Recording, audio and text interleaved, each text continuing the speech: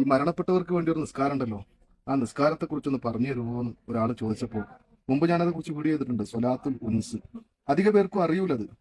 പക്ഷെ ഒന്ന് സേവ് ചെയ്തോളും, ഷെയർ ചെയ്തോളി, ഉപകരിക്കട്ടെ. നമ്മളിൽ നിന്ന് മരണപ്പെട്ടു പോയ ആളുകളുടെ ഖബറൊക്കെ അല്ലാഹു തആല സന്തോഷത്തിലും റാഹത്തിലും ആക്കി തീർക്കട്ടെ. മഹാനായ റസൂലുള്ളാഹി സ്വല്ലല്ലാഹു അലൈഹി വസല്ലം തങ്ങൾ പറയാണ്,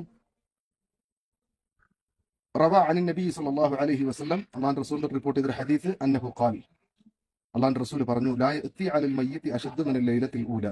ഒരു മനുഷ്യന്റെ അവന്റെ ജീവിതത്തിൽ ഇന്ന് വരെ അത്രയും ഭയാനകമായ ഒരു രാത്രി അവൻ ഉണ്ടായിട്ടില്ല. അത്രയും ഭയാനകമായ ഒരു രാത്രിയാണ് ഖബറിലെ ആദ്യത്തെ രാത്രി. നമ്മളെ മറവ് ചെയ്ത് കുടുംബക്കാരൊക്കെ പോയി അവരവരുടെ വീട്ടിലേക്ക് പോയാൽ പറയുന്നത് മൗലിദ് ഉണ്ടാവും വരണട്ടോ. ഈ ഖബറിലെ നമ്മുടെ അവസ്ഥ എന്താണ്? അല്ലാ, വല്ലാത്തൊരു മശക്കത്തും ഒരു അതുപോലത്തെ ഭയാനകമായൊരു രാത്രി ഒരു മനുഷ്യന് നേരിടേണ്ടി വരില്ല എന്ന് അല്ലാഹുവിന്റെ റസൂൽ പറയുമ്പോൾ, അത് എത്ര 5 വക്ത് നിസ്കരിച്ച എത്ര ആളാണെങ്കിലും ആ ഒരു ഭയാനകതയെ നമ്മൾ നേരിടണം ഖബറിലെ ആദ്യ രാത്രിയിൽ. അപ്പൊ അന്നേ ദിവസത്തെ ഈനാസിന് വേണ്ടി, ഈനാസ് എന്ന ആ വാക്കിന്റെ അർത്ഥം തന്നെ നേരം പോക്കാവുക. ഈനാസിന്റെ 2 റക്അത്ത് ആ മരിച്ച ആൾക്ക് വേണ്ടി നിസ്കരിക്കുക. അപ്പൊ നിയ്യത്ത് ചെയ്യുമ്പോൾ എങ്ങനെയാണ് നിയ്യത്ത് ചെയ്യേണ്ടത്? അല്ലാഹുവേ, ഇന്നാലിന്ന ആളുടെ ഖബറിലെ ഈനാസിന് വേണ്ടി, സന്തോഷത്തിന് വേണ്ടി 2 റക്അത്ത് സുന്നത്ത് ഞാൻ അല്ലാഹു തആലക്ക് വേണ്ടി നിസ്കരിക്കുന്നു എന്ന് മലയാളത്തിൽ നിയ്യത്ത് ചെയ്താൽ മതി. ഇന്ന ആളുടെ ഖബറിലെ ഈനാസിന് വേണ്ടി അല്ലാഹു തആലക്ക് വേണ്ടി 2 റക്അത്ത് സുന്നത്ത് ഞാൻ നിസ്കരിക്കുന്നു. നമസ്കാരത്തിന്റെ പേരാണ് സ്വലാത്തുൽ ഉൻസ്. അപ്പോ അതിന്റെ രൂപം ഉളു ഉണ്ടായിരിക്കുന്ന നിർബന്ധമാണ്, സാധാരണ സുന്നത്ത് നിസ്കരിക്കുമ്പോൾ തന്നെയാണ്. ഈ നിയ്യത്ത് ചെയ്ത് തക്ബീറത്തുൽ ഇഹ്റാം ചൊല്ലി വജ്ജഹത്ത് ഓതി ഫാത്തിഹ ഓതി, ഫാത്തിഹയ്ക്ക് ശേഷം ആയത്തുൽ കുർസി 1, അൽഹാക്കുമുത് തകാസുർ 1, 11 തവണ സൂറത്തുൽ ഇഖ്ലാസ് ആദ്യത്തെ റക്അത്തിൽ. രണ്ടാമത്തെ റക്അത്തിലും അതുപോലെ തന്നെ ഫാത്തിഹയ്ക്ക് ശേഷം ആയത്തുൽ കുർസി, പിന്നെ അൽഹാക്കുമുത് തകാസുർ, അതിനുശേഷം 11 തവണ സൂറത്തുൽ ഇഖ്ലാസ്. ഇത് ഒരുപാടായി ഇപ്പൊ മരണപ്പെട്ടിട്ട്, അല്ലെങ്കിൽ ഒരുപാടായി നമുക്ക് വേണ്ടപ്പെട്ട ആളുകൾ മരണപ്പെട്ട അവർക്കൊക്കെ വേണ്ടി ചെയ്യാം. ഏറ്റവും നല്ലത് മരണപ്പെട്ട അന്ന് രാത്രി ചെയ്യലാണ്. അത് അവരുടെ ഖബറിൽ ഈനാസ് നൽകും, അവർക്ക് സന്തോഷം നൽകും.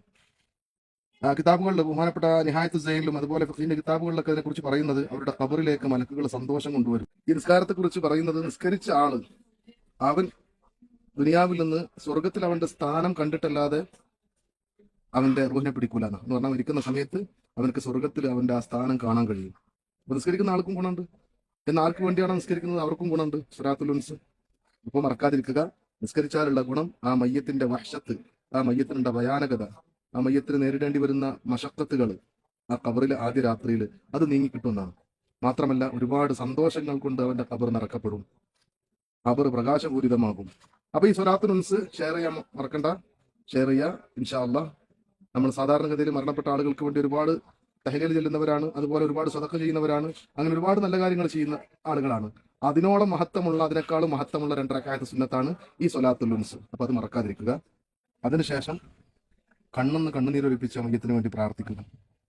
അല്ലാഹുമ്മ ആനിസ് വഹ്ശതഹ വആമിൻ റൗഅതഹ വനഫിസ് കുർബതഹ വനവ്വിർ മഹല്ലതഹ വർഫഅ ദറജതഹ. അങ്ങനെ അറബിയിൽ അറിയുന്നവർ അങ്ങനെ, അതല്ലെങ്കിൽ നമ്മുടെ മലയാള ഭാഷയിൽ ആത്മാർത്ഥമായ യജമാനനായ റബ്ബിനോട് ആ മയ്യത്തിന് വേണ്ടി ഉൻസിനെ ചോദിക്കുക, ആ മയ്യത്തിന് ഖബറിൽ സന്തോഷത്തെ ചോദിക്കുക.